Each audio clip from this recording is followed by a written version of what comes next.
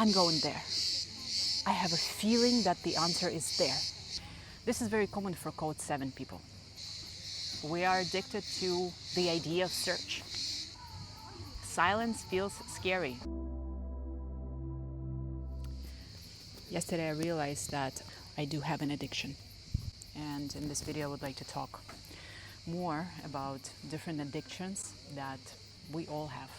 There are certain themes of the addictions that are very common to different type of people. And of course I will use numerology as one of the tools to tell you a little bit more about what type of addiction you might have. So yesterday I was doing 16 Mondays with the Shiva. This is the practice that we do when we want to reconnect with your higher self, when we want to receive clarity, when we want to receive certain protection, and when we need guidance, when we need support. Some people do that when they want to attract their future husband or wife, and we do it for 16 weeks, 16 Mondays. We fast, we pray, we chant, and this is the practice. And yesterday when I was fasting, I realized that I have an addiction. I have an addiction, and this addiction has something to do with searching. We're searching for that answer that will finally bring that feeling or sense of completion. This is very common for code 7 people. This is, guys, our program. It's the energy of the phoenix, it's the energy of falling tower, if you're familiar with tarot. This is what we're dealing with. Yet, it's a loop. It's a subconscious program that is navigating ourselves when we're not aware that this program exists. And even considering the fact that I am aware of my numbers, sometimes you don't realize that you are in this fog. You don't see it when you're there. And this is what happens when we invite the presence of the divine, the God, in my case at Shiva, and we say that, hey, I need more clarity. I am confused. I feel like I have something within me that I don't see, and this is something that blocks me to move forward, to be in the place where I feel I'm meant to be. So I will offer you certain comfort that I got used to, and this will be my offering, and I ask you to help me. So this is the concept of tapas, and this is absolutely fundamental thing that we do from time to time, especially when we feel that we are a little bit confused. So yeah, yesterday when I realized that I am addicted to this search, it was a tough one to swallow, because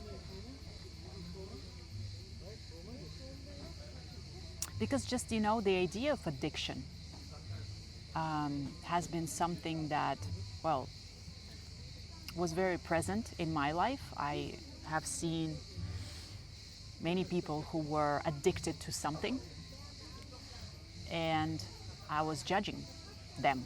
I was blaming them. I thought that, well, you're definitely addicted. What's the big deal? Just say no to this thing. You see that you are addicted. This thing is taking control over you. And yesterday when I realized that I'm the addicted one to that search, it was a humbling experience. And I do believe that when we are being shown something that we don't see about ourselves, and quite often it's something that is not very pretty, this moment when you see it, it humbles you. These energies, they all come with a gift. The idea is to work with these energies. The idea is not to refuse them or run away or say that, no, it doesn't look good, this is not mine. No, it's yours. It's yours, it belongs to you. if you want to reach the higher state of yourself, the higher state of your potential, the invitation is to enter this door. Enter this door where you don't look pretty. This is something that I see many of us, we resist. We have a really hard time to ask for help, especially if we are on the spiritual path. This is what our teacher says. He always says that when you step on the spiritual path, one of the biggest tests that you're going to be facing with constantly is how humble you are. Because you think that when you are on the spiritual path, you receive more knowledge. You receive more understanding how things work. And you think that you know everything. You think that you're already liberated. That's it. You reach the level of samadhi. Every single time when you start thinking that you're pretty much good to go, straight to God, straight to Krishna, get ready. No, you're not there yet. And this is what we're dealing with, including myself, of course. So let's talk about the numbers. Code number 1. The addiction that is common for code number 1, achievement, perfection, the desire to be the best. This is something that drives code number 1. They have a hard time when they are not the best. They have a hard time when they don't perform the level they want to perform. And that's why they're constantly addicted to that level of perfection. And it's never-ending game, and it's very tiring. Code number 2. These people are addicted to emotional validation. These people are very emotional in general, because this is the energy of the moon. And they're always trying to read between the lines. They're trying to sense what other person is experiencing or feeling right now. They're always trying to adopt. They depend on their mood a lot. All these mood swings. This is the addiction. So in other words, code 2, they are addicted to the idea of the emotion. It's like they want to feel certain emotions that feel comfortable to them. And by the way, these are not always good emotions. These can be heavy, uncomfortable emotions. But they think that it's safe because they are familiar with these emotions. That's why they're always dealing with this emotional roller coaster. Yes, no, maybe. They're very indecisive. It's really hard for them to make a decision and move forward, because they're looking for certain level of emotion that will be confirmation that they are on the right path, that they're safe. Big illusion. This is something that blocks code number 2 from actually stepping into their potential and success and prosperity. Code number 3, they are addicted to inspiration. They're looking for that sense of inspiration, new project, new course, something that ignites this inner fire. And when there is no fire, it's not fun. They're always doing something, creating something, and they never bring that to the level of the completion, because they lose inspiration, and this is what they're hunting. They're hunting for inspiration. Code number 4, they are addicted to certainty, to stability. That's why they always plan. They organize things, because they think that if they plan things, if they organize, then they're safe. No, not always. And that desire for certainty and control, this is the addiction. And when they don't receive it, they get upset. They're not satisfied. So then they push more, and it's a loop. It's a loop. Code number 5, they are addicted to stimulation.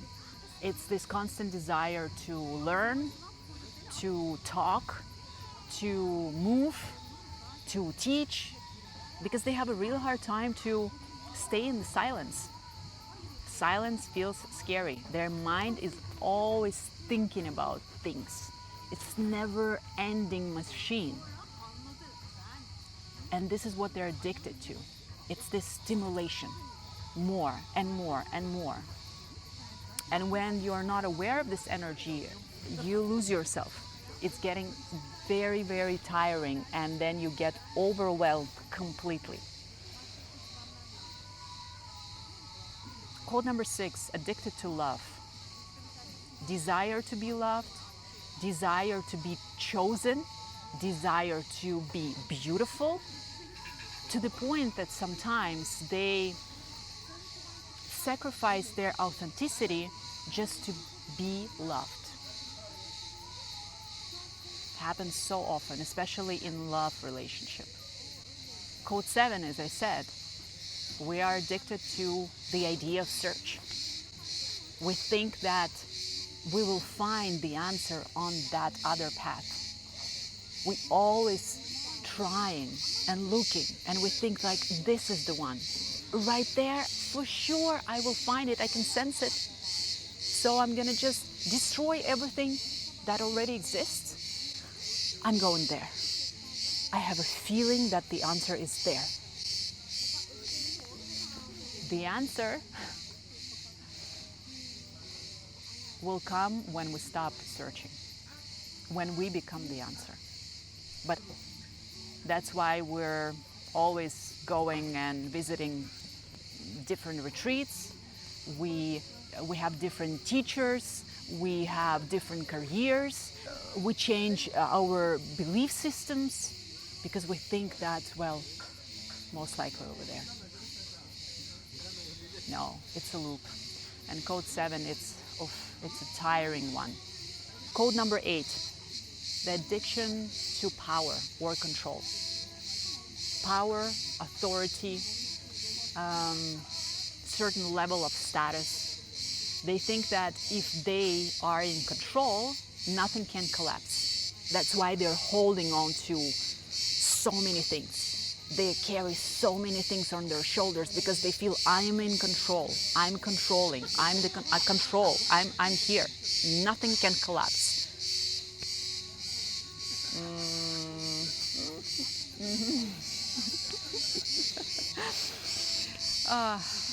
God has a great sense of humor.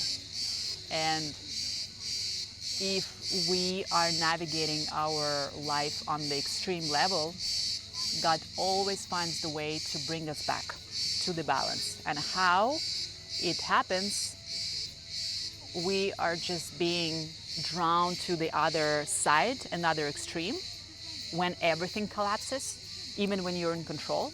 This state of you thinking that when you're in control, everything is safe, that's a big illusion. That's the ego. And this is something that helps you to come closer to the middle point, middle path.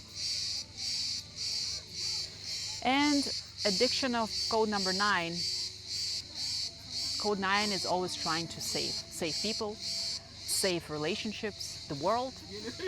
They're constantly looking for a purpose that they want to preserve, that they want to just save. They're so focused on saving others that they absolutely miss that moment when they need to save themselves. And so these are different addictions that are common for different numbers. I'm very curious to hear what is your number and what do you think about this information that I just shared. Do you feel that this program runs your life? How do you manage? What I wanted to say is that,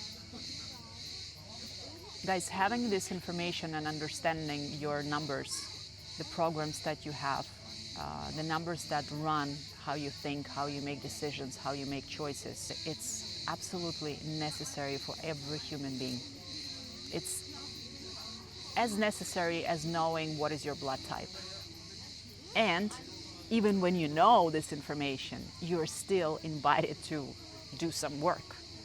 Knowledge helps you to be aware of what can potentially happen. It shows you the direction that you can explore. If you would like to learn more about your numbers, if you're not following my channel, please subscribe. I have a lot of free material where I talk about the numbers, life path, how you make money, prosperity, different fears that are common for different numbers. Please enjoy. Make sure that you download the PDF files that I always have in the description. Under each video there are different files, the leadership codes, the body codes. I think I have the creativity codes and the voice expression codes. And of course, if you are interested to have a personal session with me where we can go deeper and read your chart and see what is hidden there, please reach out. I will leave the link below in the description. So just take it, use it, enjoy it, and let's just keep walking this path together.